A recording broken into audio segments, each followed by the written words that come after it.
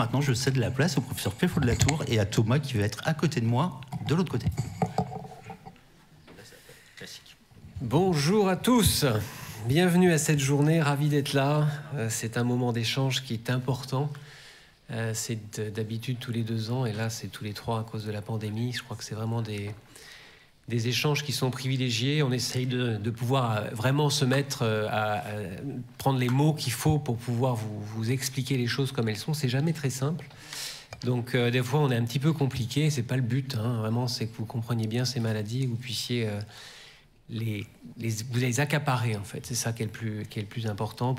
Encore une fois, je suis toujours sur 2 choses. La première chose, tout est possible. C'est pour ça que tout à l'heure quand tu disais on ne sait pas, on trouvera. Le HPN, c'est bien aussi les médicaments, mais le but, c'est de guérir. Voilà, c'est vraiment, il faut se donner des enjeux de taille. Et puis la deuxième chose qui est absolument fondamentale, c'est que chaque patient comprenne sa maladie. Parce que quand on comprend sa maladie, je pense qu'on participe à son traitement et que c'est beaucoup plus facile pour nous de pouvoir le traiter ensemble. C'est un travail d'équipe, vous allez le voir avec Thomas. Ça fait quoi? Ça fait 17 ans qu'on se connaît.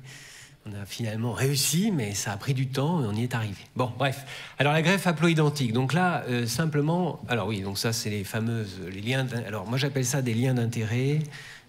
Flore appelle ça des conflits. Je crois qu'Agnès Buzyn disait, alors pour une fois elle avait dit quelque chose de juste, elle avait dit un expert sans lien d'intérêt, ça n'est pas un expert. Encore une fois, hein, c'est là aussi on collabore avec les industriels et de grâce, s'ils n'étaient pas là, je peux vous dire que la recherche n'aurait pas cette voilure. Hein. Donc d'ailleurs, vous allez voir les 2 New England qui ont été faits dans les 2 dernières années du centre de référence. L'aplasie, c'est académique, très bien, mais ça a été quand même des unrestricted grants de l'industrie. Et dans l'HPN, oui, c'est des laboratoires. Donc, la seule chose, c'est qu'on travaille ensemble pour pouvoir améliorer votre quotidien. Mais c'est le diable en France. Bref. Donc, simplement pour vous dire, de ce dont on va parler là maintenant, tout de suite, ça arrive en toute fin de solution thérapeutique. Donc, on commence un peu par la fin.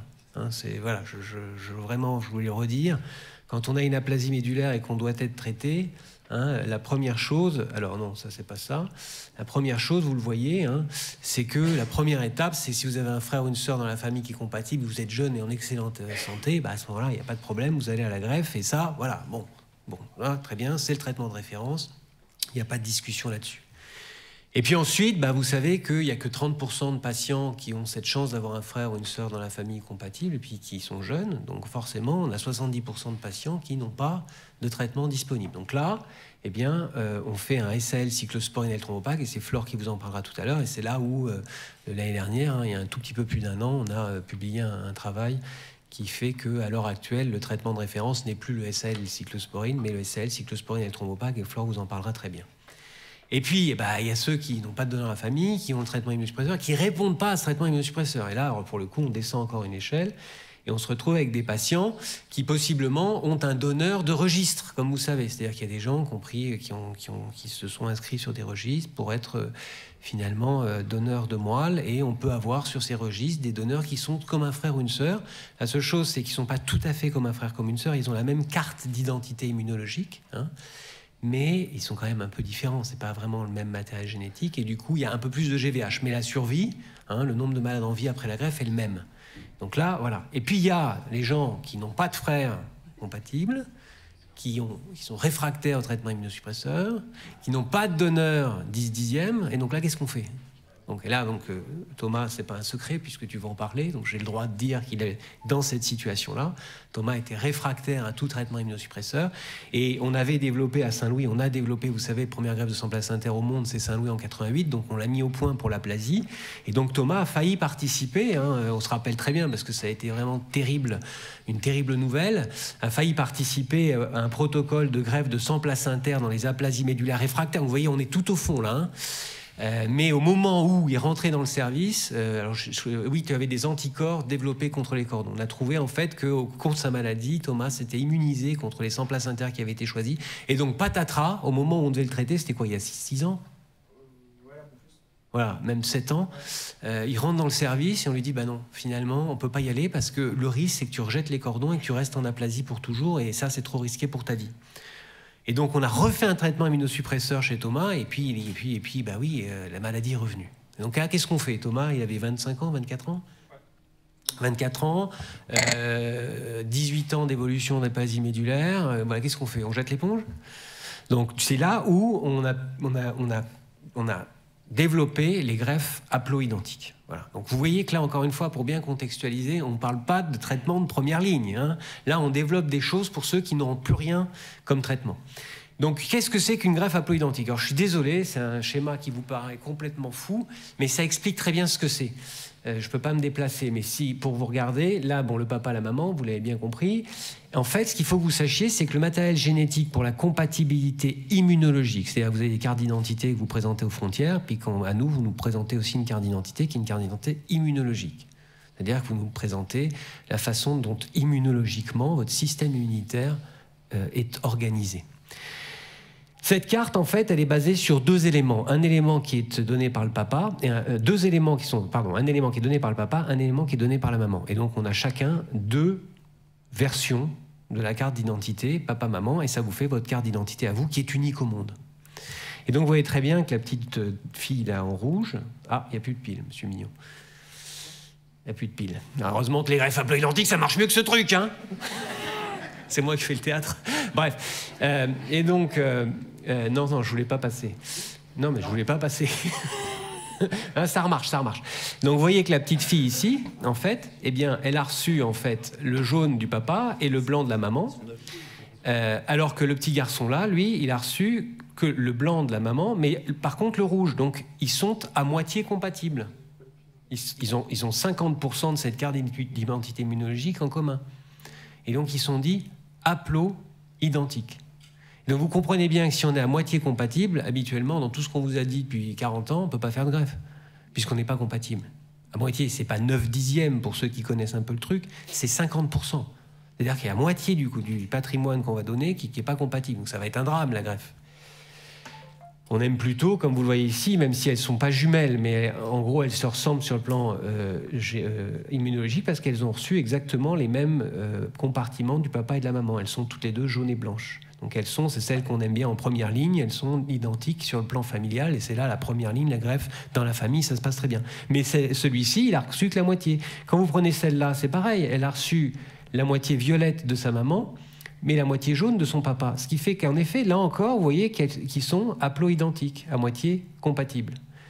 Celui-ci, il a reçu le rouge du papa et le violet de la maman. Donc, il est, encore une fois, alors lui, il est différent. Lui, il est différent. Donc lui, on ne pourra pas l'utiliser. Donc pourquoi c'est intéressant les greffes haploidentiques? Parce que j'espère que vous comprenez maintenant que si on fait marcher ces greffes haploidentiques, on a un donneur pour tout le monde. Parce que dans la salle, vous avez tous des parents qui sont plus ou moins en état de donner, mais certains sont jeunes. Donc ça peut être un donneur, puisque vous êtes de toute façon à moitié compatible avec votre papa et votre maman, normalement. Vous avez des enfants. Et donc, possiblement, ces enfants sont à moitié compatibles avec vous. Et vous avez des frères et sœurs, et là, logiquement, même si, en effet, on a des fois des surprises, ça reste exceptionnel, ils sont à moitié compatibles avec vous. Pas tous, vous avez vu qu'on peut avoir des différences complètes, mais on a quand même quelques-uns. Donc, vous voyez un petit peu l'enjeu, là, si on arrive à faire marcher ça. Et donc, en effet, depuis 2008, eh bien, ces greffes augmentent dans le monde. Et vous voyez, par exemple, ça c'est les greffes à partir d'un donneur compatible. Vous voyez qu'on est ici, donc les greffes de donneurs non apparentés compatibles. C'est pour ça qu'il faut vraiment faire des campagnes pour le don de moelle. Vous voyez qu'on est actuellement, on fait plus de greffes à partir de donneurs de registre que de greffes à partir de donneurs familiaux. Donc ça a vraiment pris une ampleur massive. Les greffes de sang placentaire, elles stagnent, elles sont plutôt chez l'enfant. Et vous voyez cette montée-là des greffes dites haploidentiques qui augmentent, d'accord? Et c'est très net. Et donc, pourquoi elles augmentent? Eh bien, c'est parce que depuis 2008, on sait les faire fonctionner. Alors, c'est là où il faut que j'ai votre attention. Je n'ai pas fait de schéma en français en plus, donc il y a une double complexité. Mais c'est très simple. C'est très simple, il fallait juste y penser. De toute façon, les choses qui marchent le mieux, c'est les choses simples. Dès que vous commencez à penser à des traitements très compliqués, ça ne marche pas.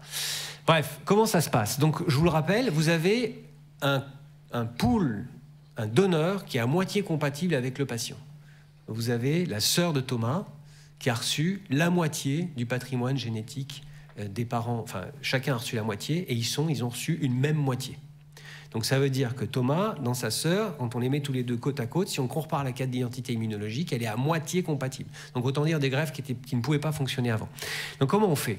Eh ben, on fait comme d'habitude, comme toutes les greffes, on fait un conditionnement. Et on introduit un nouveau concept, c'est qu'on fait de la chimiothérapie après la greffe. À J+3 et J+4. Alors pourquoi?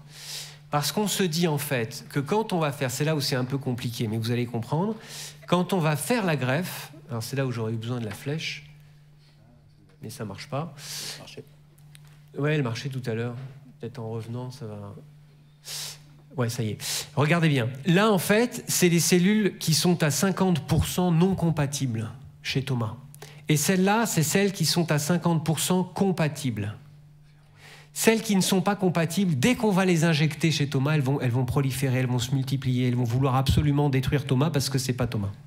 Donc elles vont réagir. Alors que les cellules qui ressemblent à Thomas, elles bougent pas. Elles sont très bien. Elles ont retrouvé leur élément. Et nous, à 3 jours après, on vient avec de la chimiothérapie. Qu'est-ce qui va se passer? Il va se passer que les cellules qui sont en division, les cellules qui sont en train de proliférer, elles vont ingurgiter cette chimiothérapie. Et elles vont mourir.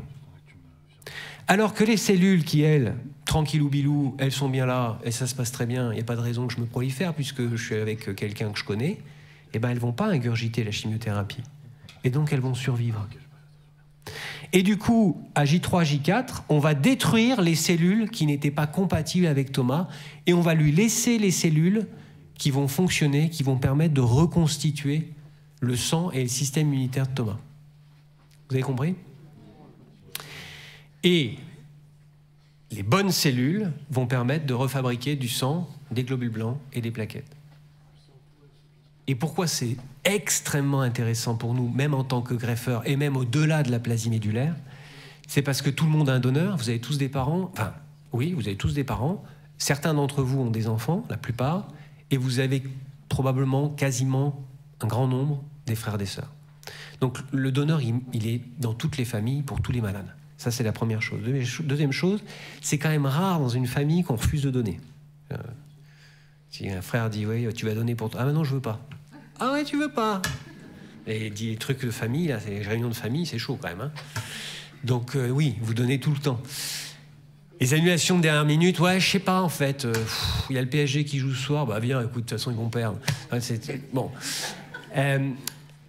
En plus de ça, ce qui est super, c'est comme on élimine les cellules qui réagissent, eh bien les résultats sont très bons. La toxicité des greffes est très bonne. Et enfin, c'est presque gratuit. C'est-à-dire que ça coûte juste l'hospitalisation du frère ou de la sœur ou du père ou de la mère, juste le geste, quoi. Parce que quand on veut aller chercher un donneur en Australie, aux États-Unis ou ailleurs, le fait de conserver ces cellules, ça coûte 30 000 € quand même. Donc là, c'est pour ça que je dis gratuit. Et ça marche. Donc ça, c'est le premier travail qui a été publié en Europe dans ce type de greffe. Vous voyez, c'est pas vieux, c'est 2019. T'as été greffé quand, toi ? 2020. Ouais, donc on n'est pas loin. Et donc, du coup, qu'est-ce qui s'est passé? C'est-à-dire qu'on s'est dit, bah tiens, ça marche dans les autres maladies, on va voir si ça marche dans l'aplasie. Nous, on avait fait quelques-unes, on était assez contents. Bon, ce problème, c'est qu'on est toujours content de nous. Donc, on essaye de voir si tout le monde a les mêmes résultats. Et donc, du coup, on a regardé. Et en fait, vous voyez, déjà, quand on regardait la survie, alors ça veut dire quoi? Ça veut dire qu'à 2 ans, quand on a greffé 100 malades, combien sont encore en vie? Eh bien, il y en avait 8 sur 10. Alors, bien entendu que c'est pas assez. Je suis bien d'accord que ceux qui sont morts, c'est vraiment pas une bonne chose. Mais rappelez-vous de la localisation de ce traitement dans l'algorithme. On est en toute dernière ligne. On est chez des gens, si Thomas, on l'avait pas greffé il y a 2 ans, je ne sais pas s'il serait encore là. Hein, donc c'est vraiment des patients qui sont très graves, transfusés, qui ont des neutropénies, chez qui on ne sait pas quoi proposer, il fallait bien faire quelque chose. Donc 8 sur 10, c'est quand même pas mal. Et puis, quand on regardait sur le type d'aplasie, donc vous avez vu Flore tout à l'heure qui vous a parlé des aplasies génétiques et des aplasies acquises, eh bien, on s'aperçoit que les aplasies génétiques, c'est une autre association. Hein, là, on est sur les aplasies acquises. Eh bien, on s'aperçoit que dans les aplasies acquises, ça marche quand même plutôt pas mal. Et c'était là où il y avait quand même des résultats qui étaient plus intéressants. Et du coup, fort de ces résultats, qu'est-ce qu'on a fait? Eh bien, on a créé un protocole de recherche, c'est comme ça que ça se passe. C'est-à-dire qu'on regarde sur un nombre de malades un peu conséquent si ça fonctionne, et après on essaye de l'améliorer et de prouver que ça marche. Et pour prouver que ça marche, à ce moment-là, on est dans un protocole prospectif de recherche réglementé avec des accords d'associations de patients, de comités d'éthique, de la NSM. Enfin, c'est lourd. Et donc, vous voyez, c'était puis en 2019, Thomas a été greffé en 2021. On ne pouvait pas greffer Thomas dans le protocole. Ça prend trop de temps. Il faut à peu près 3 ans pour faire tout ça, sans compter l'argent qu'il faut aller chercher. Et du coup, Thomas, lui, il a été greffé selon ce protocole. Ce qu'on dit, c'est des études pilotes, c'est-à-dire qu'en attendant que le protocole ouvre, pour que le patient puisse quand même bénéficier de la recherche, eh bien, on le greffe selon le protocole. Donc Thomas, il a reçu ce protocole-là, c'est-à-dire qu'il a reçu un conditionnement de greffe, la greffe de sa sœur qui était à moitié compatible, l'endoxan, la chimiothérapie après la greffe à J3, J4 pour détruire les mauvaises cellules, garder les bonnes. Et là, on est maintenant à 2 ans. Voilà, et donc voilà comment il est, et il va vous dire ce qu'il ressent. Et donc, voilà. Donc, voilà ce que je voulais vous dire. Encore une fois, simplement de bien recontextualiser, on est dans cette thérapeutique chez des patients qui n'ont pas d'autres solutions thérapeutiques. On ne peut pas faire autre chose que de faire des transfusions et des antibiotiques. Donc, on est vraiment en toute dernière ligne. Et ce protocole-là est en cours. Donc, à l'heure actuelle, maintenant, il est ouvert. Hein. Évidemment, c'était trop tard pour Thomas, mais il a été traité selon pour pouvoir bénéficier de la recherche. Et on a à peu près une quinzaine de patients qui ont été inclus. Ça fait 1 an et demi que c'est ouvert. Et c'est là aussi où, pour mettre en place, c'est un travail énorme, c'est des bras de fer avec les financeurs, avec la NSM, avec les CPP, parce qu'ils ne répondent pas, il faut les relancer. Enfin, voilà, et donc c'est là où le centre de référence vraiment fait un travail extraordinaire, notamment Isabelle Brindel, que vous avez devant vous. Je peux vous dire une chose, si elle n'était pas dans le centre de référence, il n'y aurait pas tous ces résultats. Et puis évidemment, Linda et Julie qui l'accompagnent, sans compter Flore sur le plan médical. Mais c'est vraiment un travail d'équipe, c'est un travail de tous les jours. Et tous les jours, je vous assure, on se dit que c'est possible. Merci.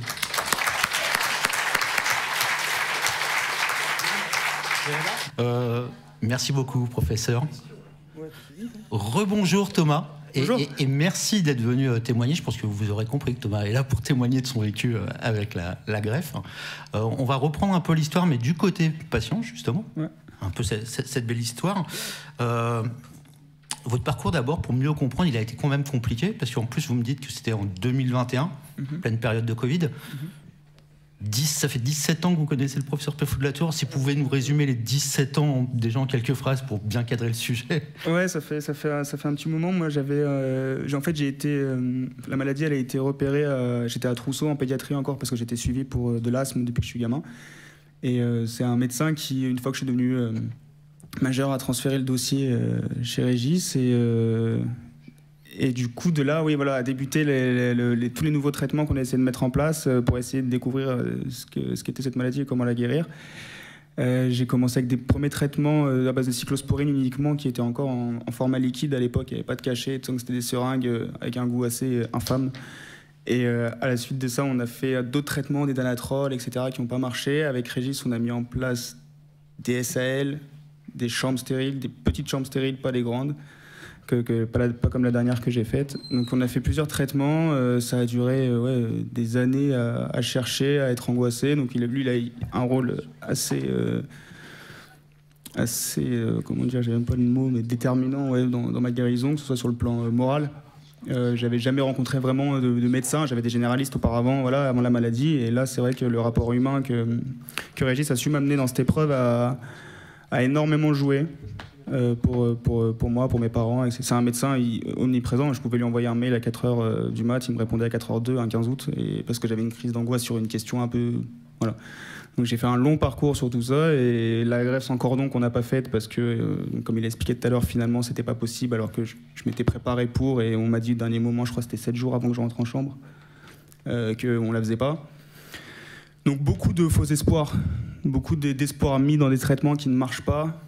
Et la rechute à 24 ans après un traitement SAL et le thrombopag qui me donnait des taux à 9,5 d'hémoglobine, 50 000 plaquettes, qui me permettaient d'avoir une vie plus ou moins normale. Quand ça a plus marché, ça a mis un énorme coup de massue, et là on a parlé de la greffe à Pau. Et à ce moment-là, donc vous parlez de la greffe avec le professeur Péfo, mais aussi avec votre sœur, forcément. Ouais. Comment se déroulent ces deux échanges? C'est quasi simultané. Le professeur Péfo nous a dit que c'est difficile de dire non quand on est le frère, etc. Mais pourquoi pas, dans l'absolu ou pas? Ou on peut mettre en tout cas du temps à accepter cette idée de donner ou Peut-être que dans certaines familles, c'est le bordel là-dedans. Peut-être qu'il y a des familles qui disent non, ou alors tu me donnes tant, ou je sais pas, je verrai. Nous, on n'avait pas ce luxe d'avoir tout ce temps-là, déjà. Et quand j'ai eu ma sœur au téléphone, elle était en Turquie, c'était pendant les Covid en 2020, tout ça, elle était partie quand même en vacances. Et on s'est eu au téléphone, et c'est vrai que la greffe, c'est un mot que j'entends depuis que j'ai 17 ans. Donc j'ai sacralisé la greffe. On m'a toujours dit comment c'était, comment ça se passait, les chimios, etc. Donc j'en ai fait un monstre, un peu un boss de fin de jeu vidéo. Et après avoir fait tous ces niveaux, du coup 20... il me restait une vie, et du coup il était temps d'y aller, quoi. Et quand j'ai appelé ma soeur, il y a eu toujours on est très complices, tout ça, donc il n'y avait pas d'embrouille là-dessus, on n'est pas ce genre de famille. On a eu de la chance. Et il y avait un truc de pas montrer que c'était dur, et que putain c'était, ok, on va me greffer, je vais faire la greffe, mais on gardait tous les deux la tête haute. Bon, après, moi j'ai eu 48 heures de larmes à me dire, mais qu'est-ce qui se passe, qu'est-ce qui va se passer, tout ça, machin, mais tout de suite, c'est oui, je te donne ma moelle, bien évidemment. Donc ça s'est plutôt bien passé, quoi. Bien passé, rapidement passé. Ouais, rapidement, c'était vraiment, bon, bah on y va. De toute façon, faut greffer, c'est maintenant. Lui, il me disait, allez, ça va avant 30 ans, on y va. En octobre, t'es prêt? Je lui ai dit, laisse-moi un peu de mousse, s'il te plaît. C'était ma question, justement, parce qu'elle a le droit d'avoir un petit temps de réflexion, visiblement, elle n'en a pas, mais vous aussi. Tout va bien. Les examens sont réalisés quand même pour vérifier si ça fonctionne, quoi. S'il y a jaune-blanc et blanc-jaune, sinon ça va pas le faire. Ou au moins une des deux couleurs, pardon. Voilà, ouais. Au moins une des deux couleurs. Là, donc, les examens sont réalisés. Ils ne sont pas réalisés en amont. C'était au moment où on se dit on va la faire qu'on fait les examens. C'est bien ça. Oui, après, Thomas, on devait déjà le greffer. Oui, Thomas, on devait déjà le greffer quelques années auparavant. Donc, on avait déjà une idée à peu près claire sur le plan biologique de comment il était... comment il se présentait et à quoi on avait affaire, parce qu'on regarde toujours à quelles infections on a été exposé pour vraiment adapter les choses au mieux au moment de la greffe. Après, c'est un cheminement, c'est-à-dire que on sait bien que quand le malade commence à avoir des globules qui baissent, c'est qu'il est jeune et qu'il est en excellent état général et qu'on n'a plus de solution de traitement. On envisage assez vite les hypothèses et le fait d'anticiper fait que les examens sont faits au moment où on annonce. On n'annonce jamais en disant on va faire pour voir si c'est possible. On dit, bah, nous, on pense qu'il faut le faire parce qu'on a déjà fait les examens et qu'on pense que c'est une solution qui est valable. D'accord. Une fois donc on a l'accord de la sœur, on sait que c'est valable, que ça peut fonctionner, mais ça se fait pas tout de suite, il y a quand même un petit délai. Et quand on a échangé au téléphone pour préparer la journée, vous m'avez dit que vous l'avez vécu un peu comme un marathon. Oui. Ce délai entre c'est ok et on passe vraiment à la greffe. Pourquoi vous parlez d'un marathon? En fait, comme j'avais fait plusieurs allers-retours à l'hôpital, j'ai connu l'AJA, j'ai fait deux SL là-bas, j'ai fait beaucoup de transfus en HDJ, un taux, au bout d'un moment c'était tous les 10 jours ou 15 jours, il me fallait une transfus. J'avais beaucoup d'expérience, entre guillemets, dans l'hôpital, j'étais très à l'aise dans l'hôpital, c'était même un lieu peut-être presque apaisant pour moi par moment, les chambres, etc., le personnel soignant. Et le marathon a commencé parce que Régis m'a dit « prépare-toi », parce que c'est physique. Et dans la tête, il faut que tu sois prêt. Et il m'a dit une phrase qui m'a aidé, il m'a dit « mets de côté les gens un peu, on pourrait qualifier de toxiques, néfastes à ton mindset, parce que ça va polluer. Et c'est vrai que quand tu te fais greffer et que tu as peut-être un ou deux énergumènes qui débarquent toxiques, ça peut te prendre énormément d'énergie. Donc j'ai fait le tri sur ça, je me suis préparé aussi physiquement un petit peu, manger, tout ça au cas où pour anticiper. Et ouais, le côté arène où quand je retourne à l'hôpital dans le service des chambres stériles, je suis prêt. Vraiment carré dans la tête, ça veut dire que... Et les chambres, je suis très familier avec, donc le jargon, lire un bilan, parler avec des internes, etc., c'est quelque chose où j'étais très à l'aise. Donc j'avais vraiment cette sensation de me préparer, et on y va. Et pourtant, il y a eu encore un rebondissement. Ouais. Vous arrivez dans la chambre et finalement... Ouais, finalement, je suis positif au Covid. Comme quoi, défier les stats. Ouais, je rentre dans la chambre, le premier soir je m'installe, donc j'ai le cathéter, on me branche, etc. On me fait le planning, et voilà, demain tu vas passer par là. Et je me réveille, prêt, après un super petit déj, et on me dit, en fait on rentre un peu paniqué, au début en blouse, un soignant qui vient me voir en blouse, il me dit, il prend du temps avant de m'annoncer, donc je sens qu'il y a une espèce de mauvaise nouvelle. Je dis bon, vas-y, c'est bon, je suis au courant, tu vas pas me spoiler. Et là il me dit t'as le Covid en fait, donc tu dégages. Et ben j'ai dégagé rapidement. On n'a pas dit tu dégages. Non, il m'a pas dit ça comme ça. Mais on m'a dit, voilà, avec toute la sincérité, je suis vraiment désolé, etc. Mais d'un coup, tu deviens forcément l'ennemi public numéro 1 à l'étage où il y a que des immunodéprimés. Toi, t'as un virus que personne ne peut se blairer depuis 2 ans et il redébarque dans ta chambre avec des bâches et tout, genre en Tchernobyl. Dégage, pas dégage. On y va, monsieur, s'il vous plaît. Et ils m'ont évacué tout de suite et du coup, j'ai dû faire 1 mois à la maison chez moi avant de retourner en chambre. Et là, ça a mis un vrai coup de massue dans la préparation parce que c'était pas prévu. Et se préparer à l'imprévu. Il faut se remobiliser, justement. C'est ça. On attend chez soi et puis on sait qu'on va être greffé pendant le Covid, donc pas de visite possible. Donc ça ajoute beaucoup de complications. En même temps, pas de visite possible, mais vous avez dit tout à l'heure que l'hôpital, c'était quasiment un lieu de vie. Enfin, c'était devenu, on en a parlé aussi au téléphone. Vous l'avez apprivoisé complètement, quoi. C'est une deuxième maison. Ouais. Et c'est un peu bouleversant. Et après la greffe, finalement, cette deuxième maison, vous la quittez pour de bon. Ouais. Entre guillemets, et là pour vous c'est un autre vécu qui commence, un peu angoissant aussi. Bah, très, je sais pas si vous en avez parlé avec le professeur Pifou-Delator. Je sais pas trop, non, je pense pas. Pourquoi l'angoisse, ça peut être après sur d'autres sujets? Bah, c'est-à-dire que quand on tombe malade, quand on est diagnostiqué à 17 ans jusqu'à mes 30 ans, du coup, là récemment, jusqu'à il y a encore... et on est conditionné à vivre dans un environnement où... déjà, mon état d'esprit, c'était ça peut s'arrêter demain. Donc j'ai été conditionné à avancer dans la vie comme ça, à jamais préparer l'avenir. J'avais pas ce luxe-là et je me suis dit, je me l'octroie pas en tout cas et je vis au moment. Je sais plus pourquoi j'ai dit ça. Sur le conditionnement, après la phase d'angoisse après la greffe. Et du coup, on est biberonné d'hôpitaux en hôpitaux, on est même materné par le personnel soignant, on prend vraiment soin de nous, malgré les conditions du service public aujourd'hui, ils arrivent vraiment à démener vraiment des vraies équipes. La greffe, c'était incroyable, l'équipe que j'ai eue. Et je me sens vraiment bien dans les chambres d'hosto, c'est-à-dire que parfois il m'arrivait de fermer les yeux dans mon lit chez moi pour être apaisé en pensant à la chambre d'hôpital. Donc j'avais vraiment un truc très... Ah, c'est pas mal ça. J'étais trop habitué, vraiment. Et ça me rassurait peut-être d'attendre, c'est peut-être rassurant juste d'attendre. Et là après, quand on me dégage pas, mais quand on dit allez, reprends ta vie, on pousse dans le dos comme ça à 30 balais. Là, c'est vertigineux parce que d'un coup, tu te dis je fais quoi demain ou je fais quoi dans 2 ans, quoi. Et en fait, ce sujet-là, ça va nous amener à l'autre partie de la matinée sur la transition de l'adolescent à l'adulte. Parce que finalement, on s'aperçoit quand on est biberonné pendant 17 ans, l'âge adulte, il vient très tard, il vient avec la greffe à 30 ans quasiment, en fait, c'est ça. Moi, je sais pas si je suis adulte encore vraiment. Mais je vais essayer, j'essaye. Après, on grandit plus vite sur d'autres stades, mais ouais, c'est vrai que c'était pas facile. On va avoir une dizaine de minutes pour avoir des questions de la salle. Juste avant, je crois qu'il restait une question en suspens, mais c'est vous qui souhaitez la poser, c'est pas moi. C'est à moi de devenir journaliste. Voilà. C'est vrai que là, ça fait 2 ans que j'ai été greffé, donc je sors vraiment de la zone à risque, la grosse rémission, quoi, où on attendait un peu les résultats.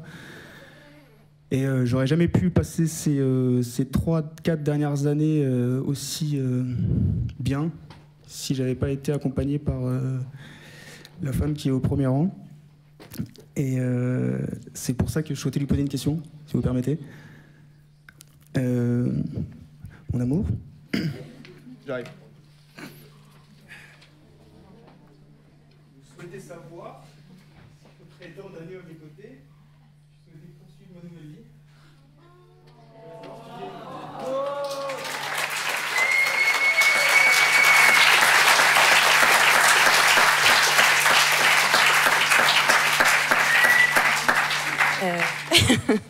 Évidemment.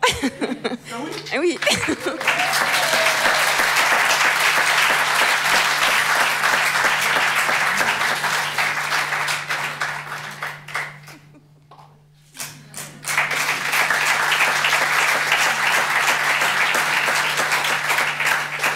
En haut ou en bas, est-ce qu'on a des questions? Alors, c'est pas forcément la même. Pour le professeur Péfos, merci parce que voilà, c'est pour ça qu'on fait tout ça. Merci. Non mais c'est vraiment important, c'est vraiment pour ça, quoi.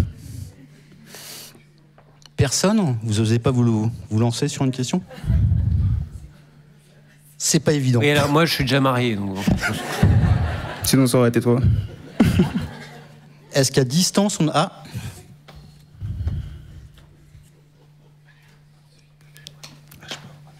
Ah oui. attendez, j'en profite juste parce qu'on a oublié quelqu'un.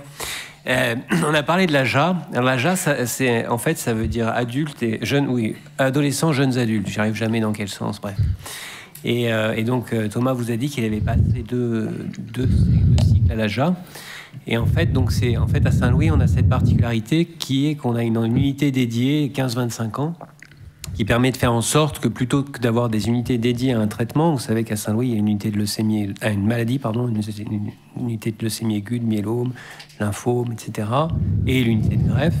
Eh bien, pour que les adultes, les jeunes adultes et les enfants, les adolescents se sentent bien, on a mis en place une unité qui est dirigée par le professeur Boissel et qui, plutôt que de centrer sur la maladie, c'est de centrer sur l'âge. Et toutes les maladies sont prises en charge à condition d'être entre 15 et 25 ans dans cette unité. Donc c'est cette unité-là dont parlait Thomas.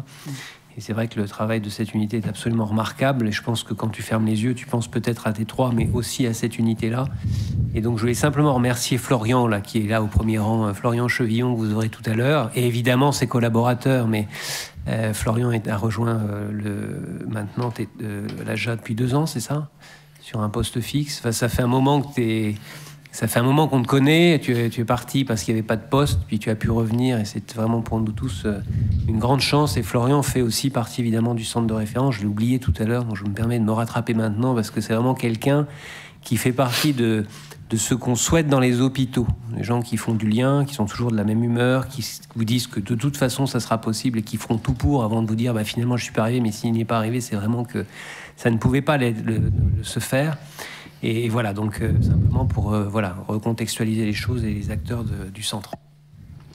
Alors, juste une petite question. Vous nous avez dit que c'était un traitement qui arrivait en fin de ligne, finalement.